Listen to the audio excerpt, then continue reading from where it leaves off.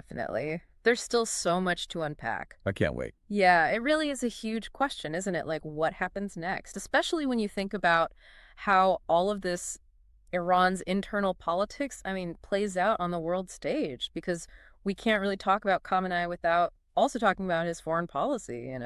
Yeah, for sure. It's not just about managing things inside Iran. He's also had to position the country in a world that's often not very friendly, full of all these complex alliances and rivalries. And I think one of the biggest moments that really highlights that, in recent history at least, has got to be the whole negotiation of that nuclear deal, the JCPOA, they call it, right?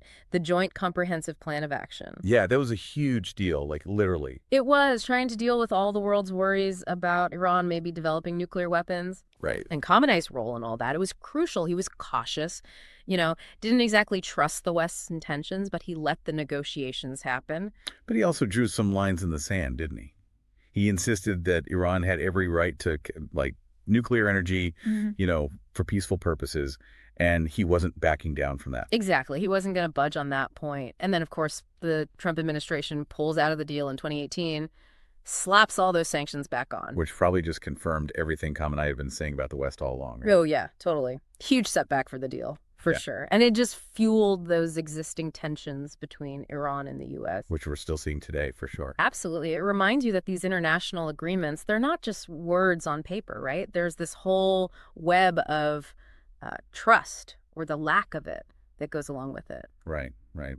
Speaking of complicated relationships, we can't talk about Khamenei and his foreign policy without bringing up Israel. Yeah, that one's, it's defined by this deep ideological opposition, Right. I mean, for Khamenei, Israel just isn't legitimate at all. a threat to the Muslim world in his eyes. Definitely something he's been vocal about from the very beginning. Oh, yeah. Every year on Quds Day, commemorating Jerusalem, there he is, calling for the destruction of Israel. Doesn't get much clearer than that. Nope.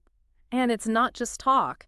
He's backed groups like Hamas and Hezbollah. Which, lots of countries, especially in the West, they consider those terrorist organizations. For sure. And that support, it's definitely added fuel to the fire in the region, contributes to that whole ongoing conflict. And in recent years, we've seen those tensions get even worse, haven't we? Oh, yeah. Big time. Drone attacks, cyber attacks, targeting interests on both sides, Iranian and Israeli. It's a reminder of just how unstable things are. And how easy it would be for things to, totally spiral out of control. Way too easy. But let's step back for a sec. Look at Iran's strategy in the whole region. Khamenei's been pretty intentional about building up this network of allies, hasn't he? Yeah, what do you call it? The axis of resistance. That's the one. Hezbollah in Lebanon, the Houthis in Yemen, the Syrian government. It's like their way of showing their influence across the whole Middle East and pushing back against what they see as, the U.S. and its allies interfering. Yeah, especially Israel and Saudi Arabia, and it's been pretty effective. They've definitely become a major player, but it's also drawn them into all kinds of conflicts and proxy wars. Well, yeah, they've been accused of destabilizing the whole region, of backing terrorism. It's messy. No easy answers. Not at all. And when you think about Khamenei right at the center of it, well, he's clearly not afraid to shake things up, Yeah. challenge the way things are. He's going after what he sees as Iran's best interest, even if it goes against what everyone else wants. Right, right. That's part of what makes him so fascinating to try to understand. He's playing a different game, with different priorities and a whole worldview that's been shaped by decades of experience. Yeah, and that worldview, it comes from this deep belief that Iran is destined for greatness on the world stage, that the Islamic Revolution is like a model for other countries to follow, a rejection of the West's dominance. But the big question is, what happens to all of that after he's gone? He's built up this whole system, this network of power. Will it even survive without him? That's the million-dollar question, isn't it? With his health declining and no one really knowing who's next in line, there's just so much uncertainty about Iran's future. And that uncertainty has consequences for the whole region. Absolutely. So let's dig into this whole succession question. Who are the contenders? What are the different scenarios that could play out? Yeah, I'm curious about that. Well, one name that pops up a lot is his son, Mujtaba. Some people think he's being groomed for the job, which would be a pretty big shift towards dynastic rule. Yeah, that would definitely get people talking, inside and outside Iran. For sure. But there are other possibilities, too. Ibrahim Raisi, the current president, he's seen as a strong contender. He's a hardliner, very much on the same page as Khamenei, especially when it comes to, social issues and how to deal with the West. Seems like he's following that same playbook, that mix of pragmatism and conservatism we were talking about earlier. Exactly. But could there be someone who'd take Iran in a different direction? Someone who might be more open to working with the West or more focused on dealing with, like, Iran's internal problems. It's possible, but the way they pick the supreme leader, it's all very secretive. Behind closed doors, those powerful figures in the assembly of experts, they call the shots. Yeah. We might not have any idea who's really in control until it's all over. It's like this political thriller, but it's real life. And the stakes are huge, not just for Iran, but for everyone. Right, because whoever takes over, they're going to inherit a country facing all kinds of problems, Yeah. a struggling economy, all this social tension, and a really unpredictable global situation.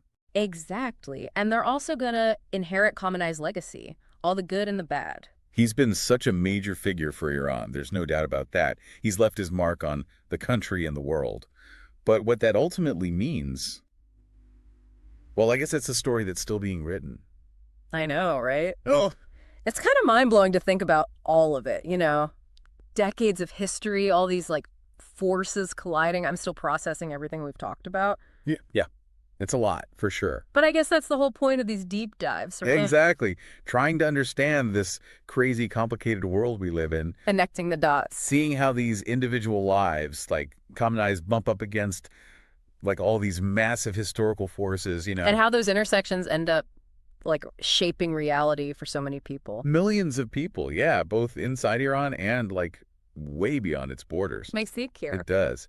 So as we try to like wrap our heads around what might be next for Iran, I keep coming back to this one question. What's that? What's Khamenei's legacy, really? How will people remember him when it's all said and done? Yeah, that's a tough one.